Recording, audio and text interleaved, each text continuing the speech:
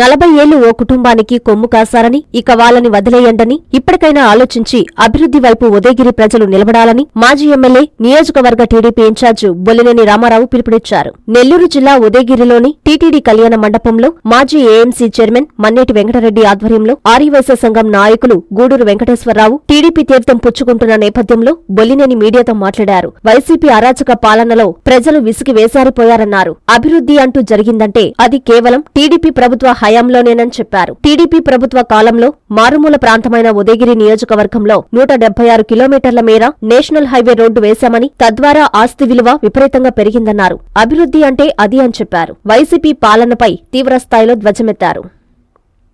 ఈరోజు ఉదయగిరి నియోజకవర్గం ఉదయగిరి హెడ్ క్వార్టర్లో తెలుగుదేశం పార్టీలోకి గూడూరు వెంకటేశ్వర గారి ఆధ్వర్యంలో, ఆయన నాయకత్వంలో దాదాపుగా 100 కుటుంబాలు, 400 మంది వైసీపీ నుంచి స్వచ్ఛందంగా గత 4 రోజుల క్రితం మాతోటి వాళ్ళు మాట్లాడి ఉదయగిరిలో ఉండేటటువంటి ముఖ్యంగా వైశ్య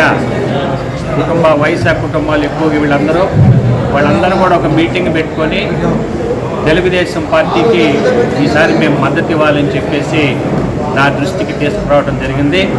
అది ఈరోజు 23వ తేదీ చాలా మంచి రోజు అని చెప్పేసి వాళ్ళకి కొంచెం సెంటిమెంట్స్ ఉంటాయి కాబట్టి ఈరోజు పార్టీలో చేరటం జరిగింది. వాళ్ళందరినీ కూడా మనస్ఫూర్తిగా వాళ్ళని నేను అభినందిస్తూ, అదేవిధంగా వయస్సులో ఎప్పుడు కూడా ఎక్కడ కాంట్రవర్సీ కాకుండా ప్రశాంతమైన జీవితం గడిపించాలనేటటువంటి మనస్తత్వం ఉండేటటువంటి వైశ్యాసు వాళ్ళకి ఎప్పుడు ఎలాంటి ఇబ్బందులు వచ్చినా కూడా నేను మా నాయకులు అందరం కూడా వాళ్ళకి పూర్తి సహకారాలు అందిస్తామని చెప్పి సందర్భంగా తెలియజేస్తూ మనస్ఫూర్తిగా వాళ్ళందరినీ తెలుగుదేశం పార్టీలోకి ఆహ్వానిస్తున్నాం.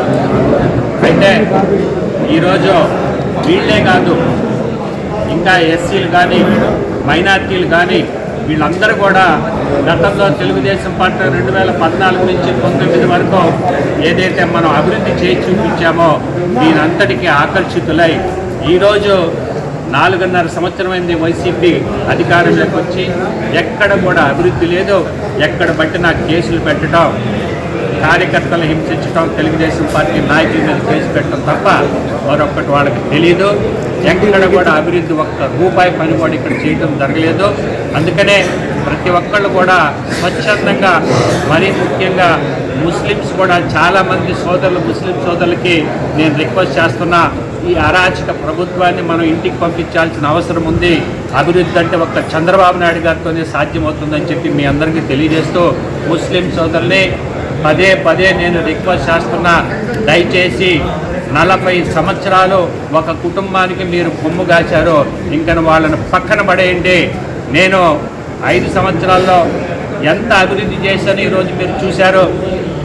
2-3 నేషనల్ హైవేలు ఈ నియోజకవర్గానికి తీసుకొచ్చాం. దాదాపుగా 176 కిలోమీటర్లు ఒక మారుమూల కాన్స్టిట్యున్సీకి 176 కిలోమీటర్లు నేషనల్ హైవే తీసుకొచ్చినందువల్ల దాదాపు ఒక్కొక్క ఎకరానికి మినిమం 20 నుంచి 25 లక్షల రూపాయలు పొలం వాల్యూ పెరిగినందువల్ల ఈరోజు నియోజకవర్గంలో ఉండే 40,000 ఎకరాలకి 20 లక్షలు లెక్క చేసుకుంటే దాదాపు 8,000 కోట్ల రూపాయలు ఈరోజు ఆస్తి విలువ పెరిగింది ఈ నియోజకవర్గంలో.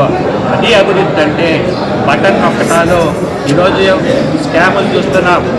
నిన్న సోమిరెడ్డి చంద్రమోహన్ రెడ్డి గారు హైకోర్టులో ఏదైతే బిల్లు వేశారో అది దాదాపుగా 3,000 కోట్ల రూపాయల స్కామ్.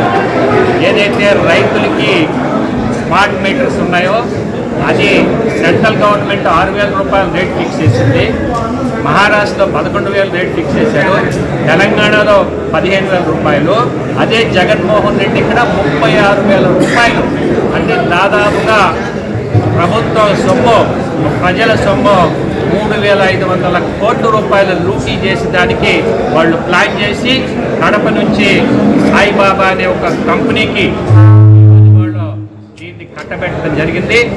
నిన్న చీఫ్ జస్టిస్ గారు ఎవరైతే ఉన్నారో ఆంధ్రప్రదేశ్ చీఫ్ జస్టిస్ గారు దాన్ని అడ్మిట్ చేసుకుని వాళ్ళకి నోటీసులు ఇవ్వాలని చెప్పి కూడా తెలియజేయడం జరిగింది. మరి నేను ఒకటి అడుగుతున్నా, ఈ మధ్య గత ఒక 10 రోజుల క్రితం సాక్షి పేపర్లో చంద్రబాబు నాయుడు గారు ఇసుక ఫ్రీగా ఇచ్చినందువల్ల ప్రభుత్వానికి 10,000 కోట్ల రూపాయల నష్టం వచ్చిందని చెప్పి మీరు